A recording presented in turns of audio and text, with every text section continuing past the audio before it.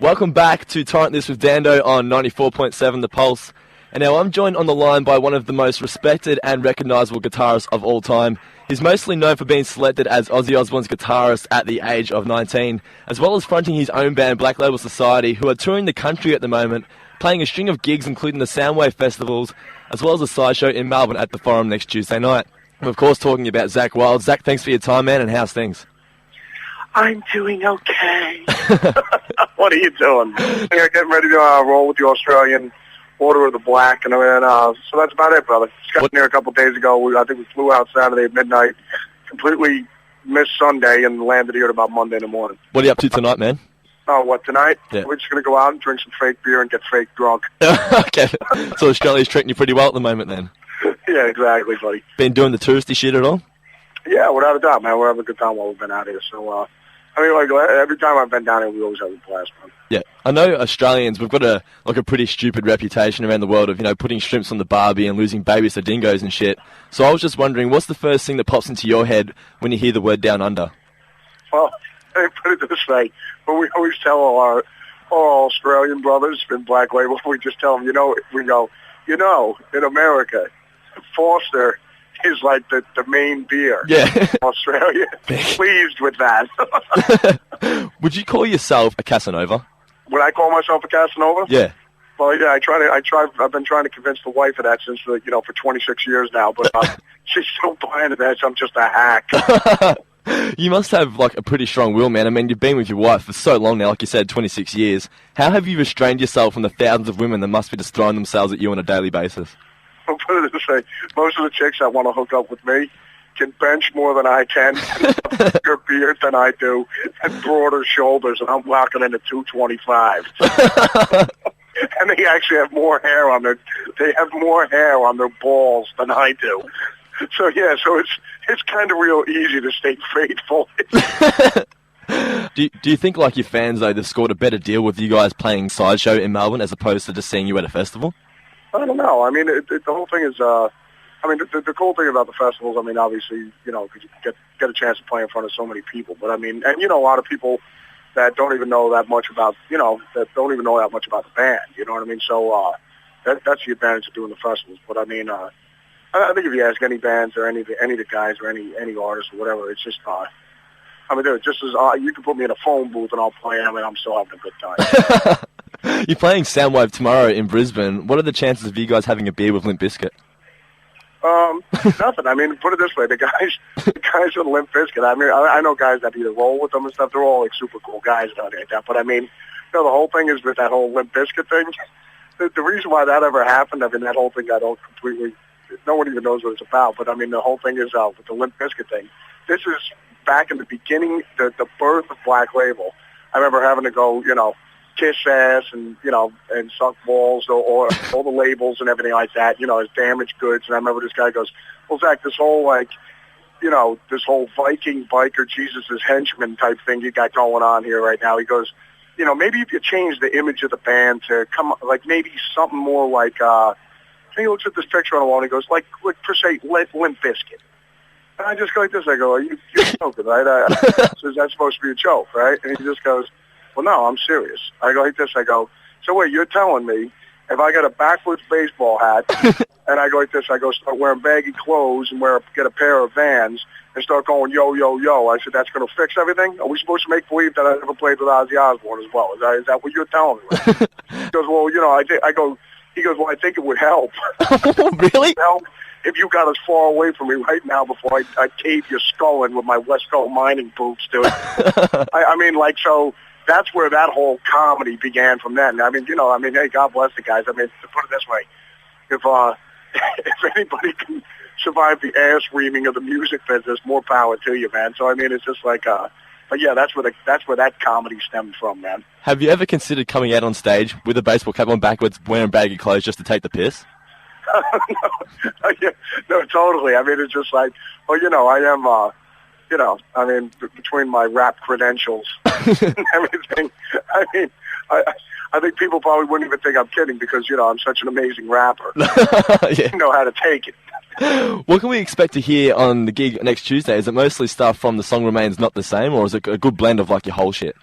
No, I mean, I would put it this way: when we're offered, especially on the heavy lineups and stuff like that, 45 minutes or an hour to play. I mean, it's just it's just an assault on the senses at that point. There's no sense of wheeling out the piano when you only have 5 minutes. You know what I'm saying?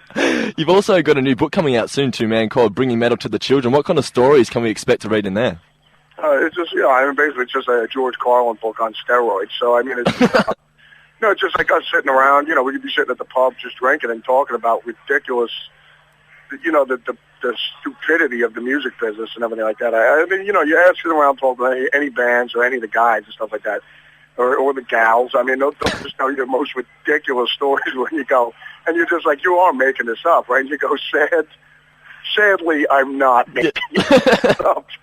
But I mean, that's when me and my buddy Eric, we were just sitting around with that. I said, dude, we ought to just write a book about this, like the stupidity of the whole thing. You know what I mean?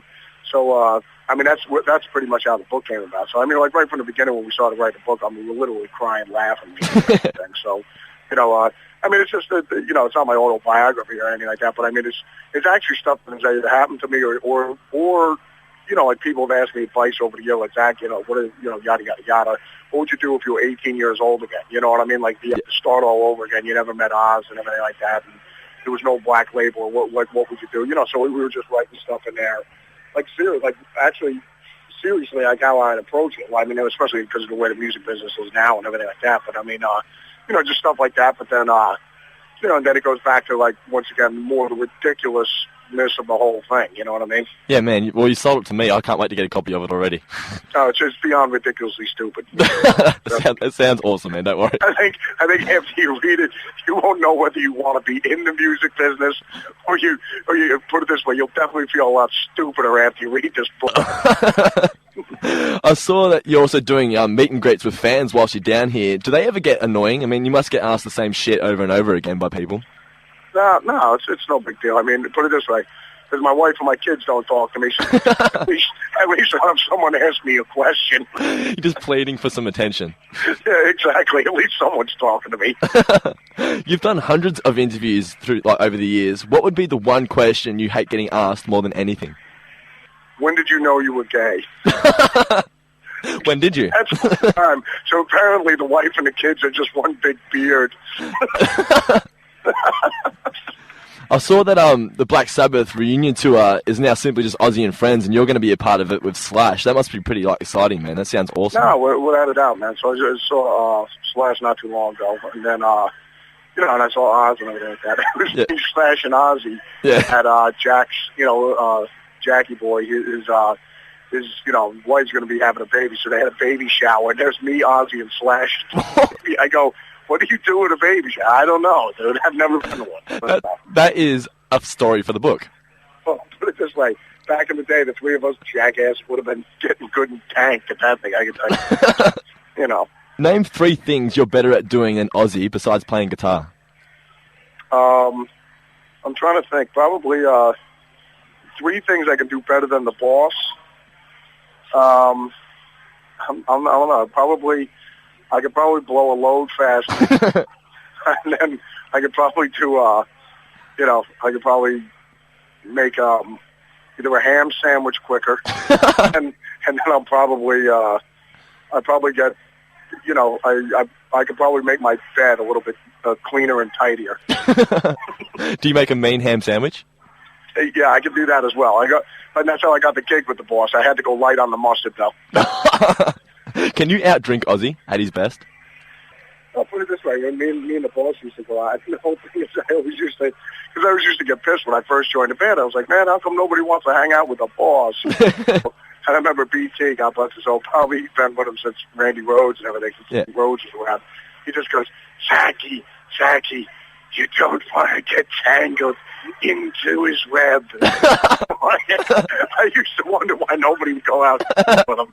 But then, after I learned, once we go out and get blasted or whatever, and I'd be the only one going out with him, then all of a sudden Mom would always get pissed at me because he was the best at throwing you under the bus. He'd be like Mom would be screaming at him. He goes, well, what are you doing going on drinking? He goes, well, second, Dan, put me out drinking. What are you doing ratting us out, man? You bastard.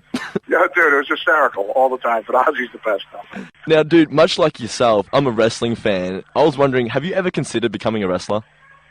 No, but I mean, I love it, though. I mean, put it this way. The more hysterical it is, the better it is. The more over the top Hulk Hogan is, it's awesome, man. I mean, when it's the more comedic and the more ridiculous, the more hysterical it is. I mean, you gotta love it, man. I mean, it's just like, me and JD are huge wrestling fans, and Nick and stuff like that. So I'm talking back when, Bob Backlund was wrestling. Yeah. I mean, before the Hulkster and everything like that. But then obviously when the Ultimate Warrior came around, I was a huge Warrior guy. So, and he couldn't stand him, and that's the reason why I loved him even more. So, I mean, it was just like, but no, wrestling's awesome, man. I mean, and that's the great thing about wrestling is just all the different characters and the comedy, man. There's so many people that say, oh, but it's fake. But it's like, dude, you understand. It's so funny to watch, and it's so entertaining. Like, no, it's pure entertainment. But I'll tell you right now, you want to talk about some of the hardest working guys in show business, and they take a beating. You could call it whatever you want. I mean, basically, there's professional stuntmen. Exactly. You know what I mean? And just like professional stuntmen, they get lumped up and banged up, but I mean, these guys are doing over 300 shows a year, dude. You know what I mean? Yeah. I mean, they work their balls off, dude. For the ladies, they work their labias off.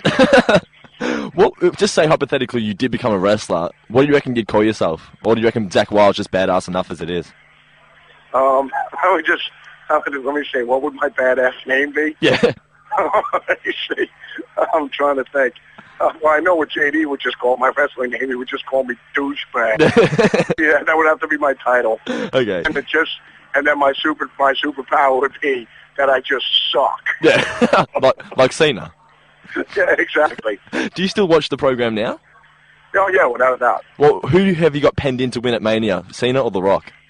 Well, that's going to be, it's going to be pretty cool because basically you got two fan favorites. I mean, the big thing, the reason why with the Ultimate Warrior and then you had the Hulkster, you had the Intercontinental Champion versus the champion. So and you had two good guys going at each other. Yeah. So that's pretty much like the thing is with The Rock and Thomasina over there.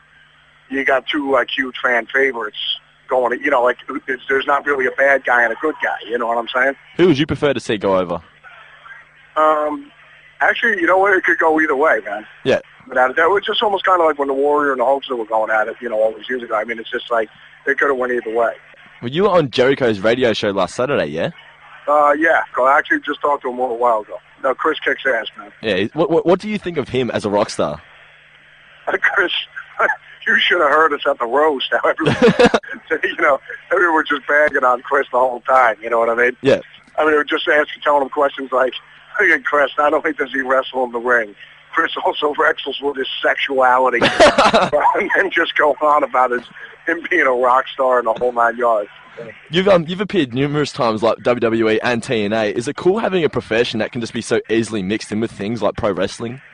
No, it's definitely cool, man, without a doubt. I mean, I remember looking back in the day with the boss when he was hanging out with the British Bulldogs. What was that, WrestleMania 2? Yeah. Besides yourself, man, who do you think has the sexiest beard in the music industry? Oh, it'd have to be, you're going to have to go with either Father King or, yeah, or Father Ian over there with, Scotty. So, I mean, it's just like either two of them, Have you ever discussed, like, beard grooming techniques, say, like Billy Gibbons or... oh, that's what I was saying. You can't forget, the grandfather of them all and the sensei of the beard, the Gibbons, you know what I mean? Yeah. We know you're easily one of the best guitarists of all time, but how often do you play Guitar Hero?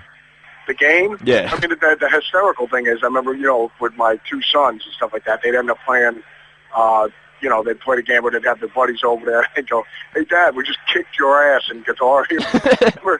And I was like, "That's cute." I go, "Hey, jackass, why don't you pick up the real thing and we'll see you kick my ass then." Do you think your son will ever be as good as what you are at guitar? Well, no. It's so funny. None of my kids play. I mean, put it this way, I've definitely ruined it for music. They're like, "Dude, my dad sucks so bad, I have no chance, and he's ruined it completely for me." It's just, no, but it's amazing. They're just they're completely into other things. And I mean, but you know what, though? I mean, as a parent and as a father, I mean, the only thing you can do, the coolest thing you can do as a parent is just, like my parents were super cool. I mean, they back you whatever you wanted to do. When I was playing football, they backed me on that. When it was baseball, they backed me on that. And then, like, when I decided I wanted to do music, you know, they supported me completely in that thing. Yeah. So, I mean, you know, and that's the secret to life, man. You just find what you love and just run it into the ground. Where can you see your kids ending up? What careers are they taking? My son's going to our oldest, Jesse John Michael. You know, Ozzy's the godfather. Him. He's going to college right now to study to be a doctor. Oh, nice. Yeah, and our oldest daughter, you know, our daughter is she wants to be a writer and do, you know, own her own magazine and all this other stuff. You know, so she's doing that. And then little Hendrix, I mean, he's 9, so he's just, he wants to be an astronaut. Yeah, he's doing like things like normal 9-year-olds. He's making methamphetamine in the bathtub at the house and going at the playground. You know, your typical 9-year-old stuff. Exactly. Tell us about your movie Bones, man.